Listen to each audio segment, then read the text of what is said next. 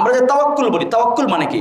ওয়াকালা ইয়াকিলু, ওয়াকালাত অর্থ হলো দায়িত্ব প্রদান করা কাউকে। এজন্য বিয়েতে উকিল হয়, উকিল হয়।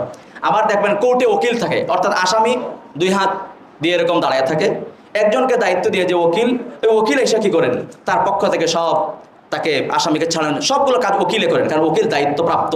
দায়িত্বপ্রাপ্ত যিনি দায়িত্বপ্রাপ্ত তাকে বলা হয় উকিল। তো কোনো মানুষ যদি আল্লাহকে দায়িত্ব দিয়ে দেয়, ওমান ইয়াতাওয়াক্কাল আলাল্লাহ ফাহুয়া হাসবু, কোনো মানুষ যদি আল্লাহকে দায়িত্ব দিয়ে দেয়, আল্লাহর উপর তাওয়াক্কুল করে, তো আল্লাহ রাব্বুল আলামিন তার সকল সমস্যা সমাধানের জন্য যথেষ্ট হয়ে যান। সুবহানাল্লাহ। এজন্য নবী সাল্লাল্লাহু আলাইহি ওয়াসাল্লাম প্রত্যেক দিন ঘর থেকে বের হওয়ার সময় তিনি আল্লাহকে দায়িত্ব দিয়ে বের হতেন। তিনি বলতেন, বিসমিল্লাহি তাওয়াক্কালতু আলাল্লাহ লা হাওলা ওয়ালা কুওয়াতা ইল্লা বিল্লাহ, যে আমি আল্লাহর নামে, আল্লাহকে দায়িত্ব দিয়ে আমি ঘর থেকে বের হলাম, যে আল্লাহ রাব্বুল আলামিনের সাহায্য ছাড়া নেকির কাজ করা, গুনাহ থেকে বেঁচে থাকা কারো দ্বারা সম্ভব নয়। এজন্য এই দোয়াটা আমরা করবো ইনশাআল্লাহ। আমার সাথে বলেন সবাই, বিসমিল্লাহি তাওয়াক্কালতু আলাল্লাহ।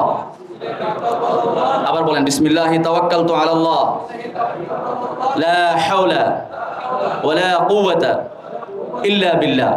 এই দোয়াটা পড়লে কি লাভ? যে ব্যক্তি ঘর থেকে বের হওয়ার সময় এই দোয়াটা পড়বে, নবী সাল্লাল্লাহু আলাইহি ওয়াসাল্লাম বলেন যে একজন ফেরেশতা ঘোষণা করেন, ইউকাল্লাহু হাইনা ইযিন হুদিতা ওয়া কুফিতা ওয়া উকিতা, একজন ফেরেশতা ঘোষণা করেন তোমাকে হেদায়েত দেয়া হলো, সঠিক রাস্তা দেখানো হলো, ওয়া কুফিতা ওয়া উকিতা, তোমার নিরাপত্তার জন্য এই দোয়াকে যথেষ্ট করে দেয়া হলো, ওয়া তাতারাহা আনহু শায়াতিন, শয়তান ওই ব্যক্তির কাছ থেকে দূরে সরে যায়।